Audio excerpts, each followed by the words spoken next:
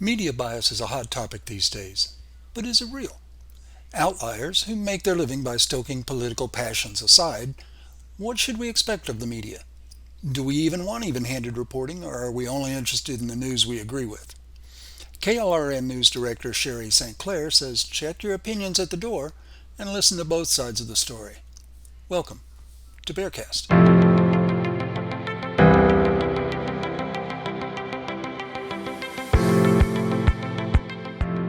I'm Randy Langford, and this is BexarCast, a weekly interview with business, political, education, and nonprofit leaders. We're examining the relationships between all four and how each one benefits from the success of the other three.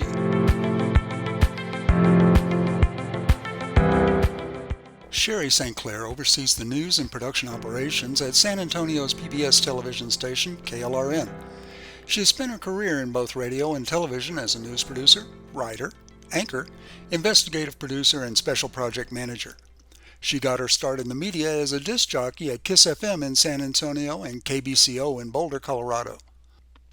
Before joining KLRN in 2017, she was a special projects and investigative producer at San Antonio's KSAT. Shari, thanks for joining me. I appreciate you being here. I appreciate being here. Thank you, Randy. Oh, it's great. Let me get into your media background. Your media roots run pretty deep. When did you decide you wanted to work in the media? Did anyone influence you? Did you have any role models? Not really. I actually got into the media by mistake, to tell you the truth. It was one of those things that just happened many years ago. I was about 19 years old, went to apply at a job in a small coastal town where I had moved because I wanted to live by the beach. An agent with an employment agency said to me, "Well, honey, they're hiring a receptionist at this insurance agency. Why don't you go on over there and talk to them?" So I went into this building, went up the stairs like she had told me, but instead of turning to the right where the insurance agent was, I turned to the left, went Oh, down the hall, and I saw this room. Door was open, this office, and there were Grateful Dead posters. And I thought, "Oh, hey, this is a great insurance that'll company. do. That'll do." And so anyway, it turned out to be the office for a radio station. I said, "Hi, I'm here for the reception job," and a woman came out. It was the middle of the day. She had a Schlitz beer in her hand. She goes, "Yeah, I need somebody to answer the phones. You in for it?" I'm like, "Sure." Okay. And so anyway, that's the long about story to how I got started. That was my first job as a receptionist. And from there, I tried to learn every element I could at every job I had. That job, I was able to tell one of the DJs there, I said, "Well, I'd sure like to be on the radio." And so he said, "Well, come on to the studio one day and you can voice a commercial for me." I did that, came back to San Antonio, got a job as a traffic person at one of the radio stations, which is scheduling commercials at the time. During my spare time before I went to work, I'd go in about 5 in the morning and play around in the production offices of this radio station and teach myself how to talk and do that. So that's kind of how I got into it. And of course, once I got into it, I was fortunate and have always been and still am to work with great people who teach me a lot more than I could ever have learned on my own. Keeping your eyes and ears open is everything. Right. What was it about the media that intrigued you? Once you had that receptionist job, what made you want to go in early and get on the air and learn all the techniques? It was something that struck me that I could do. I was able to do it. And let's face it, when you're 20 years old, getting to be a rock and roll DJ is a super cool job. What's I not to mean, love, right? Yeah. yeah, right. Yeah. Yeah. And that was what drove me at first. Years into doing radio as a DJ, which I did for quite a few years, I really started feeling like I could do something more with my life. And I started thinking about going into news. And I made that move about 10 years into my radio career, where I went to work as a reporter. And that was turning a learning curve over again and again for me. I had to kind of start right over and learn, but that's how I did it. Did what was your education? My education has been just college, taking liberal arts classes. I didn't get a degree in journalism or anything. I've learned on the job all the way Right. through. And I meet quite a few people like myself in TV and other places that just kind of got sidetracked. And some people have degrees, some don't. Depends on what you do. Got the But exact same story. I've got the exact same story. I yeah, interviewed at a radio station to be a DJ. And they said, sure, come on back in a couple of weeks and we'll hook you up. And I happened to park near the newspaper office. Oh, So on my way back to the car, I stopped in at the newspaper and said, "So you looking for reporters?" And they said, "As a matter of fact." And 40 years later, I had a wow. media career. It Isn't was that something? it was just that random. Yeah, isn't it Yeah. funny? And you know, things happen and years later you look back, you think, well, I guess this is what I was meant to do. It was meant to happen, I guess. I And suppose Randy, did so. you report? Did you end up being a reporter? I did. I was a newspaper and magazine writer for 40 years. How So fantastic. it's crazy, isn't it? That is Uh, great. Now, my background was all in for-profit media, in print journalism, but you've done both for-profit and nonprofit. Can you talk a little bit about the difference? Is there a difference? Yeah, one has a lot of money and one doesn't. Well, I don't care who had all the money; it never got to me. Yeah, right. Right? When I was a DJ, we used to laugh about the parking lot at the radio station. All the salespeople had the BMWs and all the expensive cars, and all the DJs were driving, you know, 20-year-old cars that were barely Beaters. running. But we had a great time. Yeah, you know, I don't know that there is that much difference really anymore. I don't think to the general public there necessarily is. The way we work is different because a lot of projects I'd like to do, like here in public TV, they have to be funded before we can start. So getting funders who want to help us pay for production is a big part of what we do here. Right. So that would be the biggest thing. The standards of journalism are very much the same in both places. Talented people at both places, you know, it's Sure. a lot of that is very similar. Right. Right. There are lots of ways to define a storyteller. Do you consider yourself as a storyteller? Is that what a reporter does? I think storytelling is the one talent you have, whether you're doing news, whether you're producing projects like I do now, or whatever. I think storytelling is a very important skill to have, and I do it. I am fortunate right now to hire people sometimes who do it much better than I do. But when I hire people, like right now, I hire people to do MMJ jobs, multimedia journalists, something that's very important to do if you're looking to go into this field. I always ask first, can you tell a story? Because a lot of people can shoot and they can edit, but can you tell a story? Hmm. You know, can you tell a story? And that these days it's in 3 to 5 minutes about that you want people to be able to take this big story and bring it down to this. Right. So yeah, I would say that I have to be a storyteller. But again, there's many people who do it a lot better than I do, and I'm Right. lucky when I can hire those people to work on a project. um, that's one of the things that always impresses me about the kids who participate in Bearfest is they are absolutely fearless. Hmm. The technology is native to them. They were born into the digital world. So working with the equipment and the technology, sure, I do that every day. But the storytelling, they're not afraid of that either. They'll take some tough topics.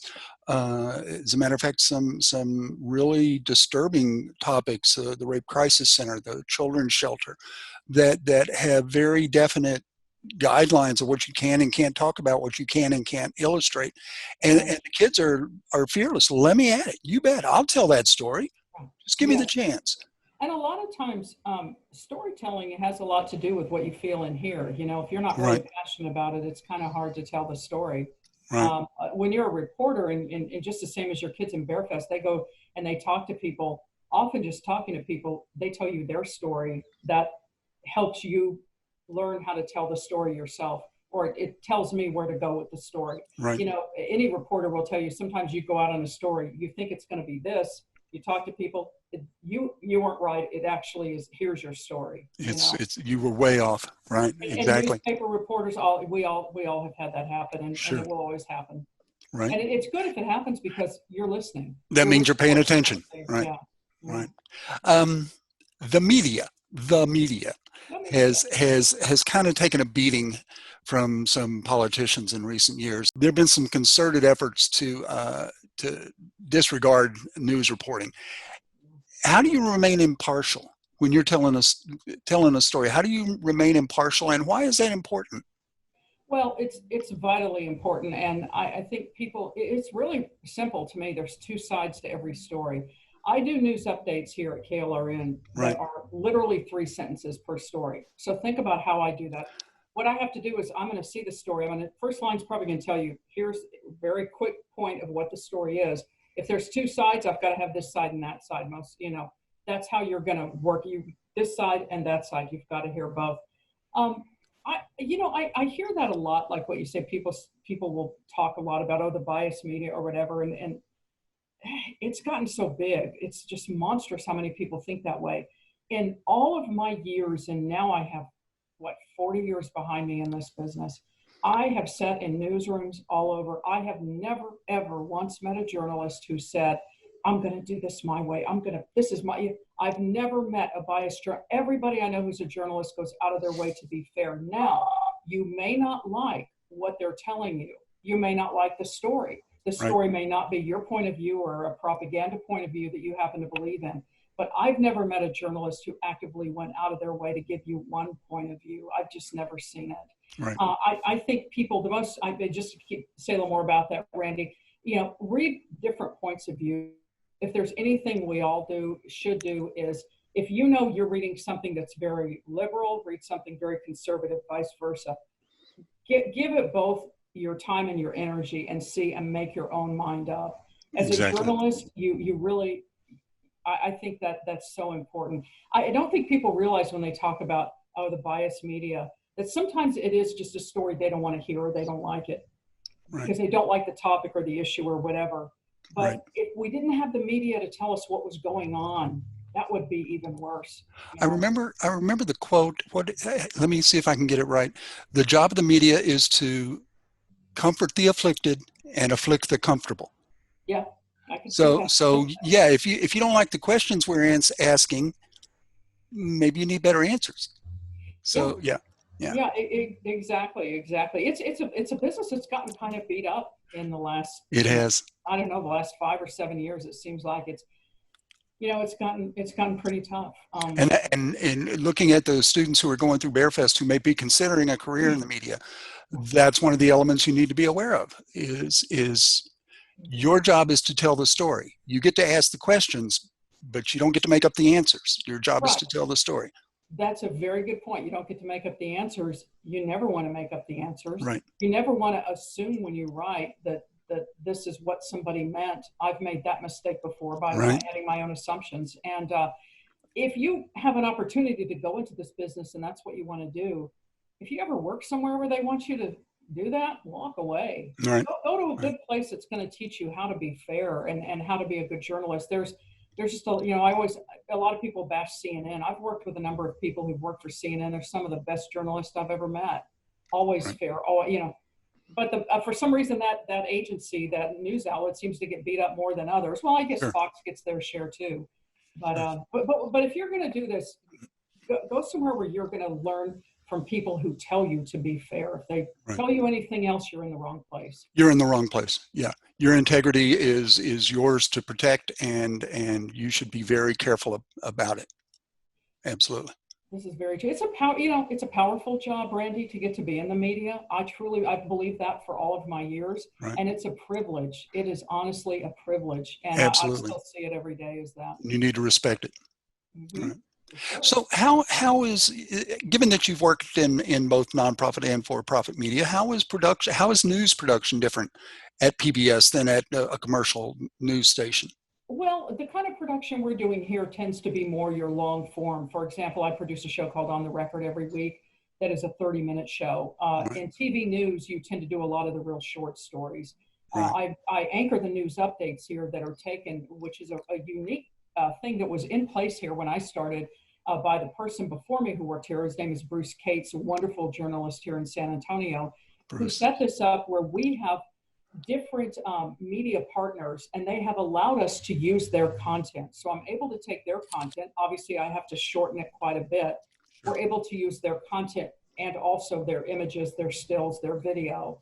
But going back to, I think in TV, things you work shorter and you really work faster. We get a little more time here with a lot of our projects. So that's pretty fun. I think with what I do here, we have a lot of opportunities to do longer form things, and it's fun. It is. That was always, that's how I got into print journalism, is you had a little more elbow room. You could take a deeper dive.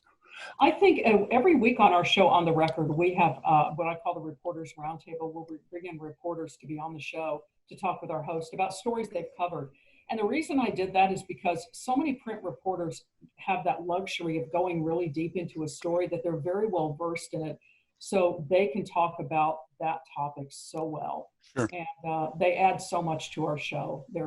They really can go deeper. Sometimes TV people, they literally, they come in, the assignment desk says, hey, okay, I need you to go get this story. They're going to get this story. So they run, they get one soundbite, they're done. Right. And that's the function of the way that their newsroom works. A TV Yeah. reporter, a print reporter gets a lot more time. Right. Right. And sometimes that's good, sometimes not so much. Yeah, well, you were there. Did you specialize, Randy, in a certain type of My first job was as a sports reporter. Okay. And so I spent a couple of years as a sports writer, but then I took a broader view of the world, and as I got into magazines, it became more features than hard news, and that was always fun. You hear the old story about a reporter's job is to ask who, what, when, where, why, and how. Mm-hmm. My favorite question was always the why. Why do you do that? Why is that important? And that seemed to me where the in-depth information is when you look at people's motives and their agendas. That was fun. So yeah, I enjoyed feature writing. Yeah. I think feature writing is really special to get to do that. I was very fortunate to get to do that. You know, a lot of places, media, I know TV stations, sometimes now these days, they don't really have somebody doing, for example, covering City Hall or whatever, and print media still does that. Right. And let me tell you, that gives I think that's the smartest thing for media outlets to do, because when you have one person focusing, like you've got that one guy or gal that's down at City Hall, county commissioners meeting every week, they know it, they know the questions to ask, they start to get more of an inside access to things and information. That's so important for journalism, I think, to have those people that get to focus in one area. And the sources get to know that person. Yes. So when you're at every county commissioners meeting, they recognize you, they get to know you. They're more open, they're more willing to talk to you. They understand where you're coming from. So yeah, you get a different level of information. You do. And we've had a few reporters in San Antonio since I've been here for most of my career that have that access and that knowledge, and one of them was Jim Forsyth. Jim Forsyth, I was just going to go there. There's no more respected journalist in San Antonio than Jim Forsyth. He is so fantastic, and Jim was the first host of On the Record. I was so happy to have him, and he was one of those guys. He just could get people to talk to him. He showed up. He was an ethical guy, and I'll tell you, not everybody down there liked him because he was a story. You know, you don't want to be friends. You don't want to be buddies with these people. You want them to respect you. You respect them. It's a great, you know, it's a friendship, but not a buddy thing, because you still have to ask the hard questions and do the hard stories. But he always focused on downtown, and he did great reporting, and was very well respected. I told TJ Mays, you got some big shoes to fill. Did you? Good. Good for him. Good for him. TJ's our new host, and I am so happy to have him. And great guy. You know, he's a great guy, and it's just we're kind of getting to know each other as I produce the show every week, and he comes in and does the hosting, and we talk beforehand about different ideas and, you know, what do we want to be on the show, which is really some of the most fun that I get to have. I really do love producing this half-hour news program, and for your students who are watching or, you know, interested in that kind of thing, you know, take a look at it. And Randy, for you, if any of your students want to come down and see a taping or a portion of the taping, because we do pre-tape, and we might have certain segments we tape earlier than others. Sure. But they're welcome to come down and just go through Randy, please, and we'll set it up where y'all can come down and see us do this and how we do it. That's excellent. Thank you. Thank you for that opportunity. I'm sure you'll have some students want to take you up on that. As we adjust to the post-pandemic life, things are obviously going to change. Everything's changing. How do you see the media changing, and how can students prepare for media careers going forward? Well, that's a really good question, because I think we're all kind of just trying to feel it out right now and, you know, see what's happened. Right. We do a lot of uplinks here at KLRN for major networks with newsmakers, and right now we're not getting that business because everybody's realized they can do it by Zoom from people's house, and we're like, okay. Well, I said to my boss, who is just one of the most wonderful people in the world, who's been in this business for decades, I said, we just have to have a plan B. That's what you do. You know, you don't sit back, you just say, okay, what's plan B? To Right. move forward in this business, I don't know that that much has changed. You still need to be a great storyteller. You still need to be a fair person. You need to understand how to edit, how to shoot, and how to put that story together. I don't know that that's really going to change that much. Good. I'm Good. not sure. Um, getting back to media production for a minute, students that are participating in Bear Fest, we know that most of them are not going to go into the media. This is a chance to experiment and test the waters and see if it's something you're interested in. But they're learning skills that can apply to any field. When they're working on their production, they're learning resource allocation and time management, and those things are important in any career. In your leadership role there at KLRN, what do you look for when you're evaluating personnel? Are those skills of value when you're hiring? Yeah, yes. I look for passion, and I look for people who really, going back to what we started talking about, who can tell a story. Because Right. generally, what I'm going to hire here will be people who can put together either as a producer, reporter, whatever. And it comes back to that, being able to tell the story and having the technical skills to do so. Right. A lot of people that look at Bearfest from the outside see it as an arts organization, that the kids are creating media, they're creating graphics and photography. And they're right, there's an arts element to it, but to those of us who are organizing it, who are producing it, it's an educational organization. That's our number one goal. Students learn media production techniques, job skills, and the operations of a nonprofit organization. That's kind of the idea, is that we embed them in that nonprofit organization for weeks. We pair the teams with their nonprofit partner in October, and we don't have the premiere until February. So students are working for weeks on this production. So they're deeply engrossed in what the nonprofit is doing, and they get to see not only what they do, but why they do it and how they do it and who they're serving. And so they get a deep understanding of how a nonprofit organization works.